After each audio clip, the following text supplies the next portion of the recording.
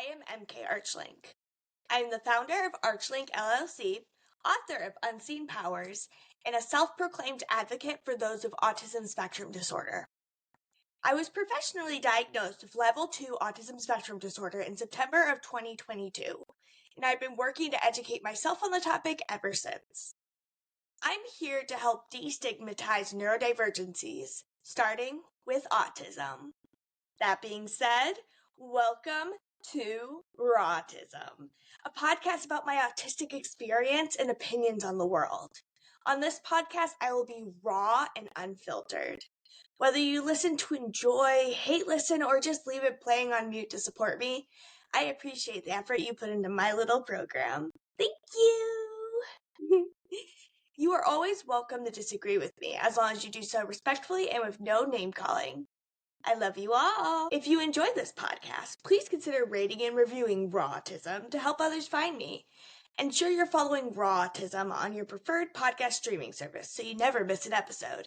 We post a new episode every Monday, but you never know when we'll throw in a special treat during the week. Hello! Welcome to another episode of RAW-tism. If you're watching the video version, you can see there's a person with me. Hello. If you're listening, this is my friend Alex. We went to high school together, and recently in the last few years, we've gotten much closer than we ever were in high school, which is very funny to me. She is a preschool teacher? No, I'm a second grade teacher. Second grade teacher. I did teach preschool once. So I'm not just Not totally lying. ignorant. Not And she's worked with, she has, I've been teaching in a classroom as the lead teacher for 3.5 years. nice. None of them have been the same classroom, but a classroom teacher for 3.5 years. And what has been your experience with being a lead teacher versus like learning to be a teacher? You think you have control when you're student teaching. You don't. It's really weird when you become the lead teacher because then there are people that are looking at you for the answers and you're like, I actually have to provide this for you now. I have to solve this problem. And it's fine. It's been a weird balance in changing because I've been in a different room or a different position every year that I've been teaching. So it makes it a lot harder for me to find my footing. So like this year I just started teaching second grade and it's really hard because everybody else that is a lead teacher in my grade band, which is K-3, is older than me. And so it was a little bit harder for me to feel more confident where I'm at, but I feel now that we're halfway through the year, I'm like, okay, I got this. I can do this. But it is very different because you realize you are the one that has the answers. But the place that I work is really great with there's at least 2 people per grade level. So my team teacher and all of the K-3 grade band has been very helpful with my adjustments. That's awesome. Yeah. And I know you minored in psychology. Yes. Which is a helpful thing.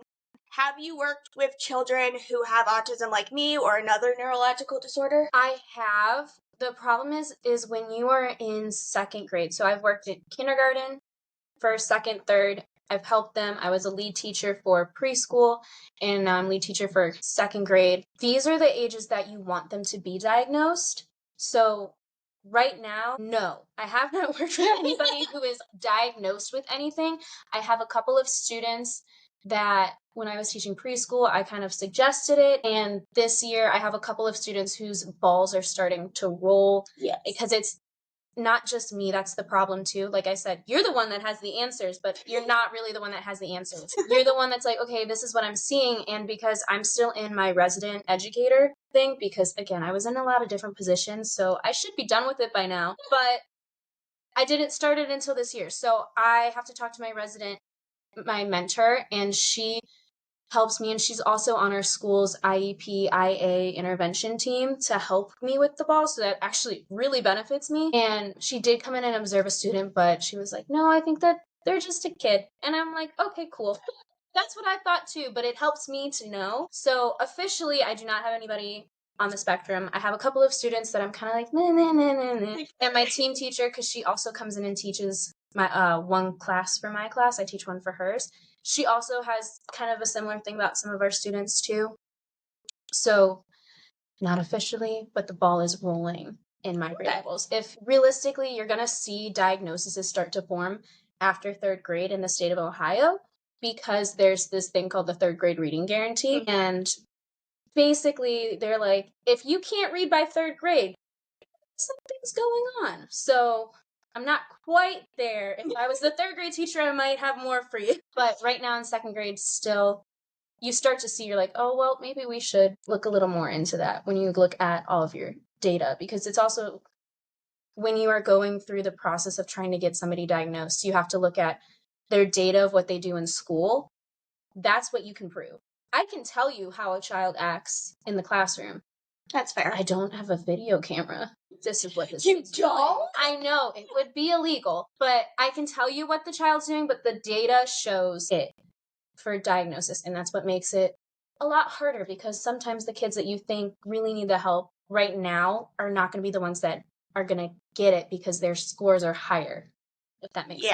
Yeah, that's a big thing that advocating for is that trouble in school is not the only thing that comes out of having a neurological disorder. And there's so many other ways. Like, people can get O's. I knew someone who got O's all the way up until she graduated high school, and her parents would not let her get tested for autism because she was always scoring the highest. And so when she finally got to college, she had to go through like a couple different places before they found one that didn't ask for her grades before they tested her, and she did end up having autism.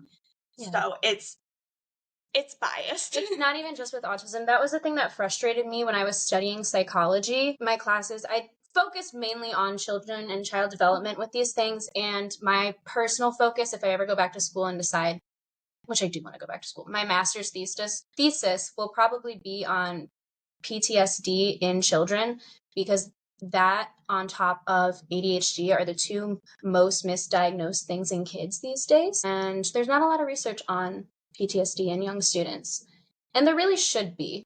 Yes, that's actually so interesting. Now, you have to start that right now so I can just read every little thing you write. I can give you the papers I wrote in college. The frustrating part too, and why I don't have a lot of students who are physically diagnosed, is because there is the scarcity and the worry of misdiagnosing a child. And like I said, I had my mentor, she's amazing, I love her. She's like, no, that guy's just a kid. Just let him just be a kid. And I'm like, I will just let them be a kid. But it is hard. So PTSD and ADHD are the most misdiagnosed. ADHD, I'm sure, as you know, is commonly misdiagnosed in young boys, and it's really hard. It usually ends up just being either they're a kid or there is something more. So PTSD is the one that is most tied to ADHD in young children. And usually that's what they get misdiagnosed as, or they actually get misdiagnosed as having autism, because some children, symptoms for PTSD, no matter what your age is, show completely differently, and some children, nonverbal. Yeah, I learned to read before I spoke very much. Like, my parents would force me to speak, so they knew I could speak, but I was almost completely nonverbal for most of my younger years. It was very difficult to get me to speak, and I would have horrible meltdowns when people didn't understand me, because I didn't understand why they didn't understand. So no, that's very similar symptoms to what children who are younger with PTSD have as well. But I did go a little off topic, but my thing is, younger ages, it's really hard to diagnose. You can say, I think I see this, but it's also, as a teacher, that's the frustrating part. You say what you see, it's up to the parents what they do. Yeah, exactly. That's why my goal, once I get through all this grad school stuff and get certified in all the different things, is to be able to go to schools and talk to the teachers and the administration and see what accommodations we can give the kids who are struggling, even if they don't have a diagnosis. Because there's some leeway at some places, and there's a little leeway in the Department of Education as a whole that hopefully will get better. But a lot of teachers don't want to make things unfair, which is why they don't do it. So I'm working to become an advocate for that.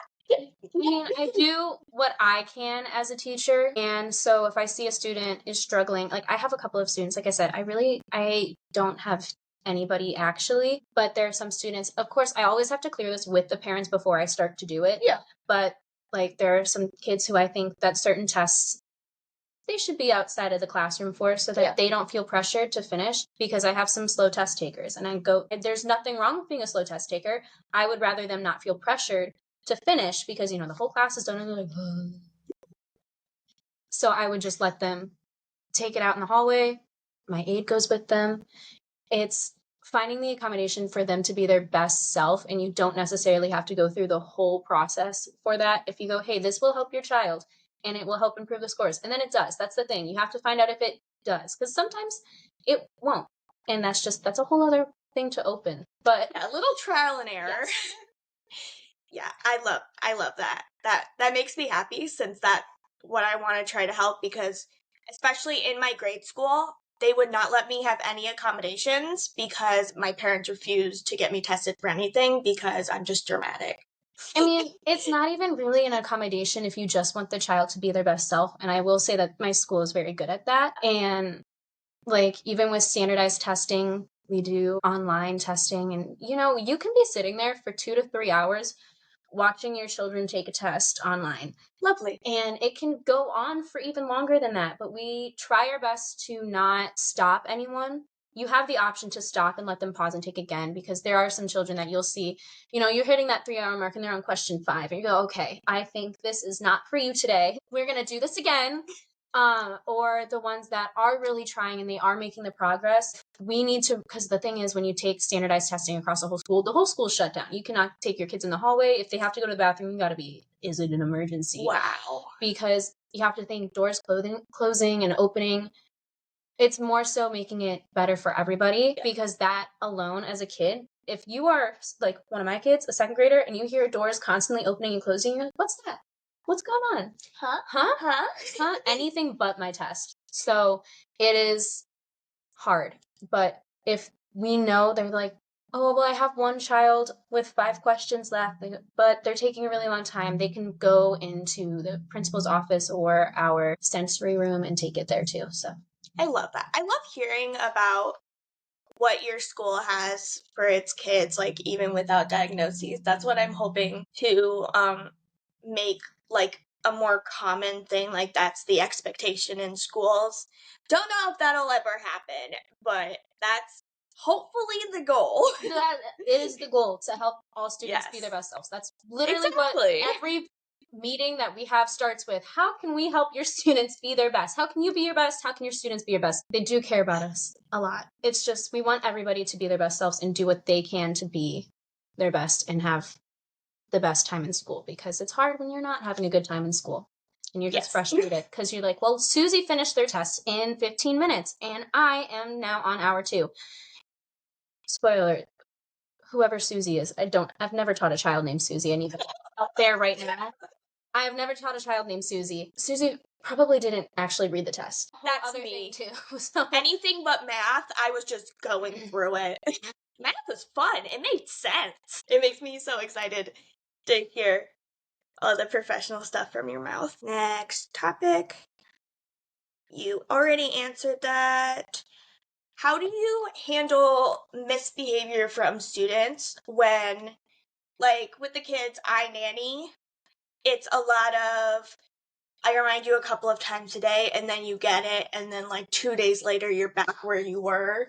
Like, how do you handle that frustration, and how do you, like... So, when you go to school for this, at least at my school, they did train you to remember. Basically, what I do is I remember, these kids are not going to remember it. I'm happy if they remember their schoolwork.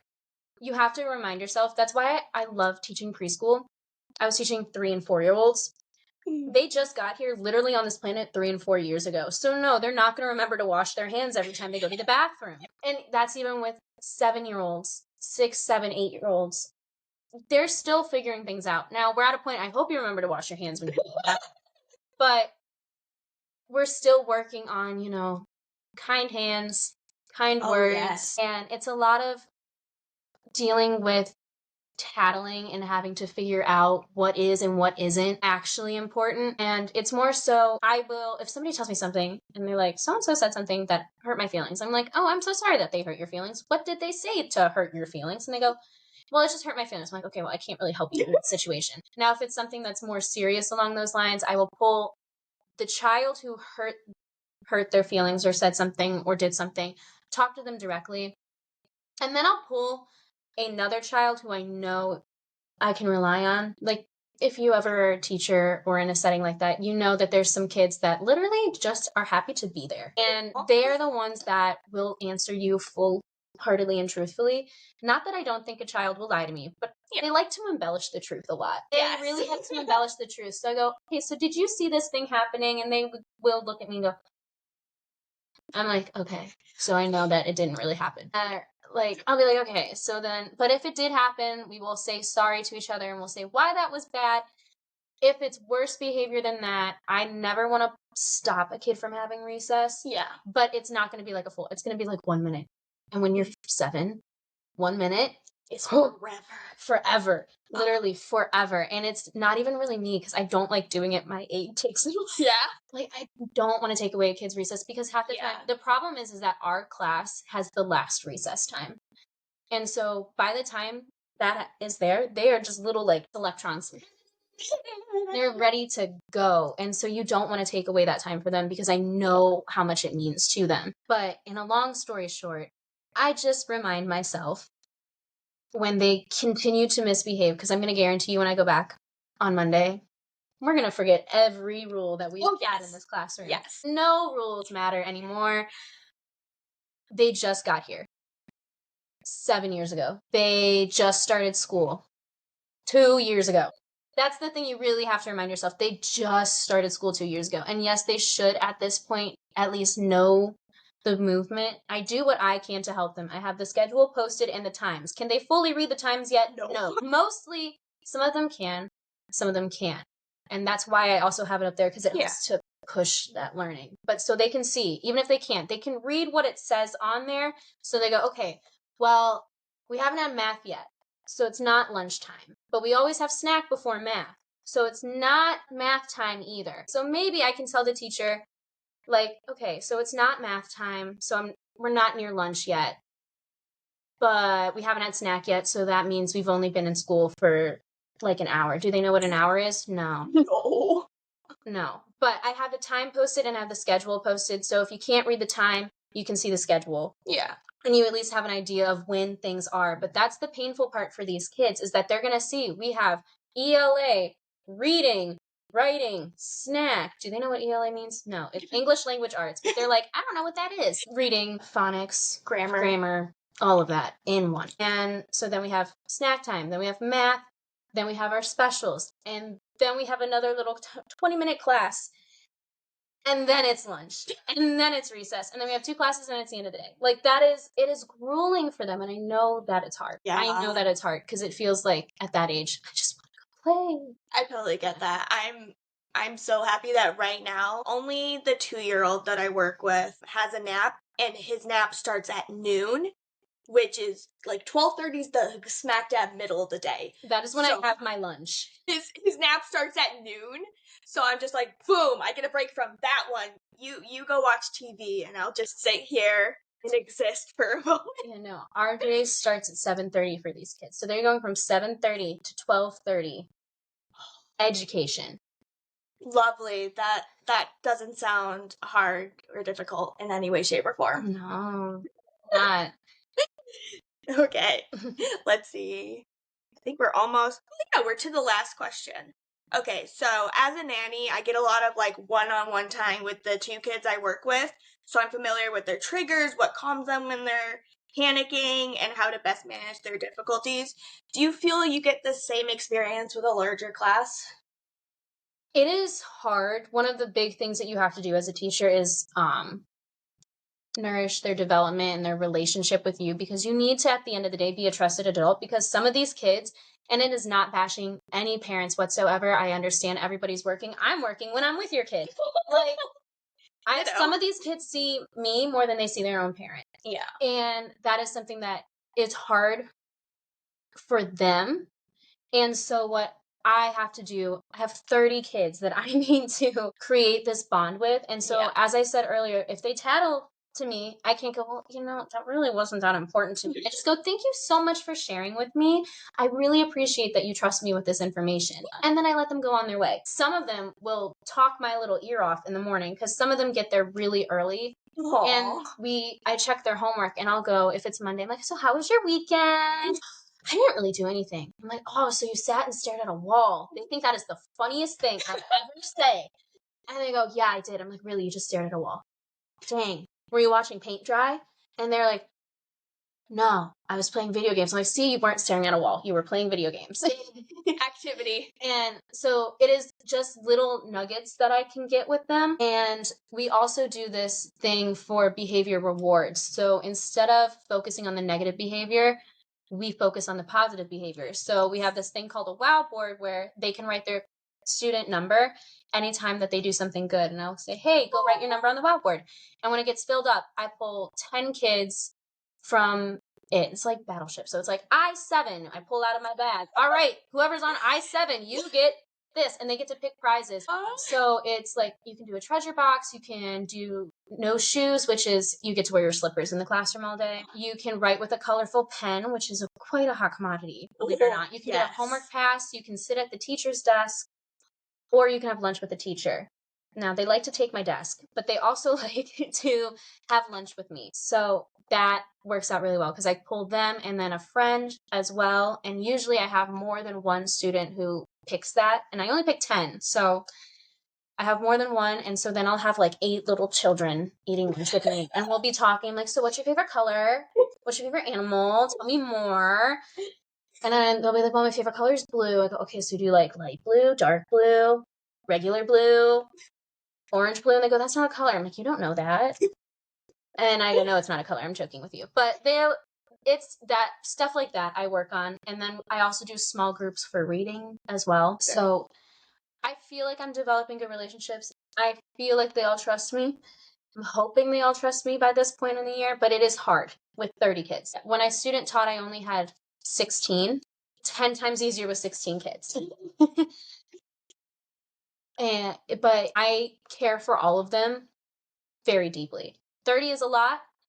Love them all so much, and I want nothing but the best for them. I've been saying that. I do what I can to help whoever's child I'm working with. They got to work with me. Yeah. So you just have to keep in mind as a teacher, you are a very key part in their life. Yes, you are one of 30 to me, but I am your teacher. Yes. And that is a hard concept that I had to grasp back to the beginning of our conversation when I became a lead classroom teacher, that I am the teacher that they will have for 2nd grade, these 30 kids, and however many more I have going on after this. So, yeah, I think I do an okay job. It is hard, like I said, really hard to do, but yes, you got to let them have those little nuggets of time. You can tell me about watching paint dry, that you weren't watching paint dry. Or some of them, they'll be so excited to tell me something. Aww. And I go, oh, thank you so much. Like, I got a Christmas gift from one of my students, and I open all of them up. I'm like, thank you so much. And I was like getting there to this one child's gift. I'm like, can you please open it up for me? I'm like, I'm getting there. I got to open this one first. They go, but please, I'm right here. So, okay. So I open it up, and it's this little coffee mug, and it's a dog. And they say to me, I picked it out because it looks like your dog. And I'm like, so it's things like that help me know that they do listen when I talk. Yeah. And I do listen when they talk. So, yeah. I love that. I definitely understand the, really caring about them, because the 2 kids I work with, they are my kids. I might leave them. I might not legally have them. They might not be biologically mine, but they are my kids. Mm-hmm. Closest I got the kids. And I love them more than I can fathom. So I can imagine, having 30 little dumplings that you're just like, you are my children. 30 little dumplings that you're trying to keep in a straight line, and they can't understand that you're trying to keep them in a straight line so that you don't lose them. My goodness, I lose one of them every time I go to the bathroom. I come out and I'm just like, where's your brother? And it's just like, oh, he's not here. Yeah, no kidding. Yeah. Nope, can't afford to do that one out of school. So it's a lot of just counting. I count a lot. And then it's a lot of remembering, okay, how many kids did I have absent today? okay, we're fine. And then we'll go to lunch and I'm counting them. I'm like, oh, wait, I'm missing one. And then I'm like, oh, no, somebody went home today. Never mind, not missing one. Because, like, at the start of the day after attendance, I put the number in my head and that's the number in my head. Oh, that's good. But then when kids go home from the nurse or they had a dentist appointment or something along those lines, it throws me for a loop because, again, my lunch is by, like, the end of the day. So, Yeah. so I'm like, oh, never mind, we're good. Okay. It's just like children, like parents, like when you hear parents being difficult, like the memes are like, wow, how dare teachers have lives, and then like, how dare children have like feelings and get sick. Like, it's ruining your cow. Yeah, how dare they say, oh my goodness. But please, if anybody learns anything from this, if your child is sick, please have them at home. Would I love them to be in my classroom and help them learn? Yes, but I also will help them catch up later. If you want me to send work home, I will. But also, if your child is sick, keep them home. Because I clean and sanitize my classroom like no other. I can't control when the little Susie I've never had coughs on somebody. These kids will cough into your mouth. Like, you'll be, like, saying something actively, and they'll go, huh, and you're like, oh. Unfortunately, have experienced that. Yeah. Mm-hmm. And I'm not even that close to them. I swear to God, like, they blow it out at you or something. You're like, oh, my goodness. No. Keep your kid home if your kid is sick. I don't want them. I agree with that. Let them heal. They don't want to be there. And, like, half the time I send them back home, and mom and dad are a little like, why did you send my child back home? I go, well, they do have a fever. So yeah, that's a little telling. That's not right. Yeah. Yeah, I definitely wish, like, the two boys that I nanny are in preschool. The 2-year-old is in preschool. It's daycare, but they format it to get him used to how preschool is going to be like. Mm-hmm.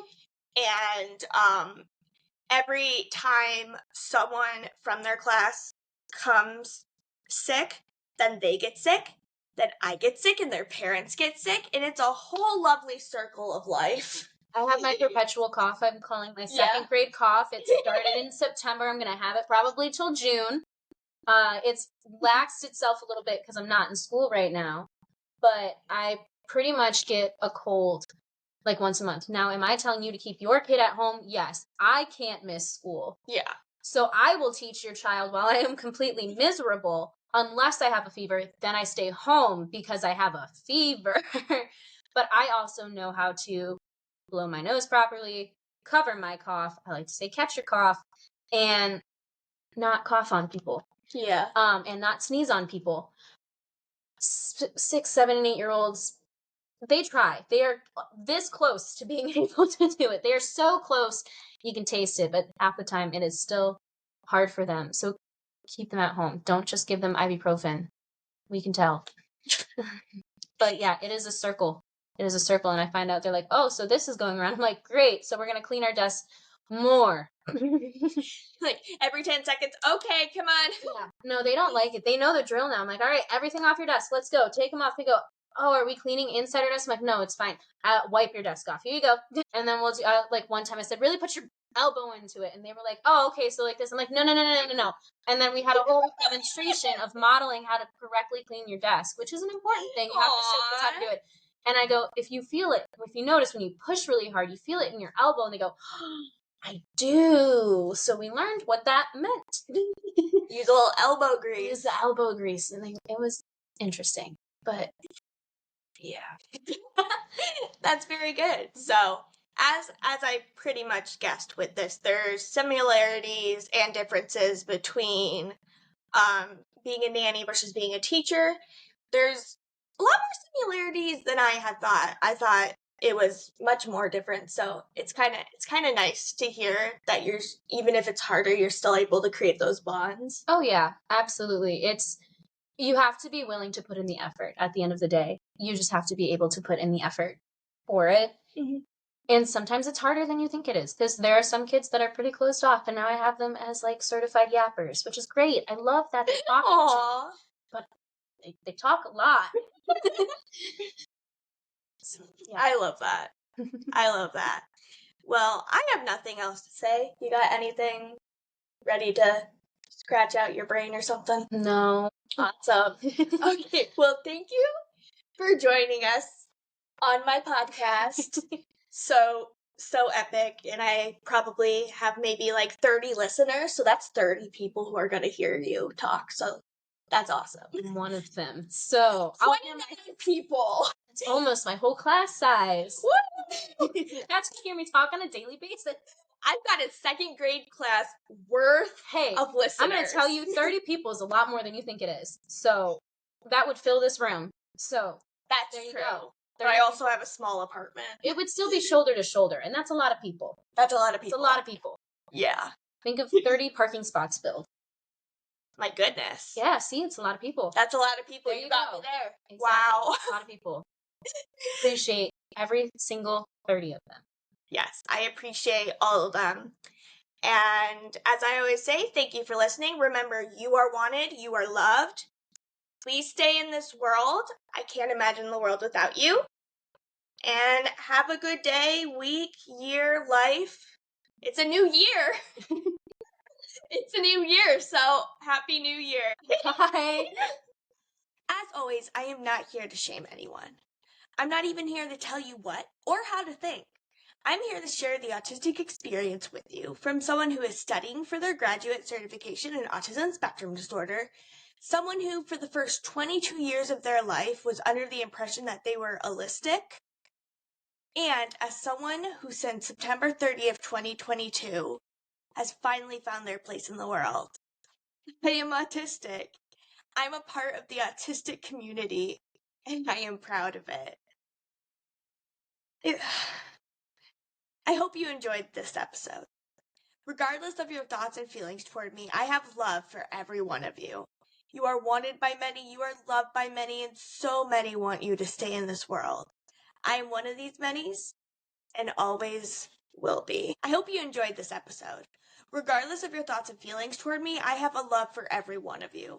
You are wanted by many, you are loved by many, and so many want you to stay in this world. I am one of these manys, and always will be. If you'd like to support this podcast, the description includes links with referral codes to all my favorite products. The transcript for this episode can be found on my website, archlinkllc.com, and also on my Patreon, which is linked below. Would you like to see more of me? In that case, visit EmKayArchlink.com for links to my other content. A new episode of RAW-tism comes out every Monday wherever you get your podcasts. Next week's episode of RAW-tism is posted on Patreon every Tuesday ad-free. Karaoke videos are posted on Patreon every Thursday. Lastly, my book Unseen Powers is available in hardback, paperback, or digitally through Amazon. Remember to drink water, eat some, and have your best life.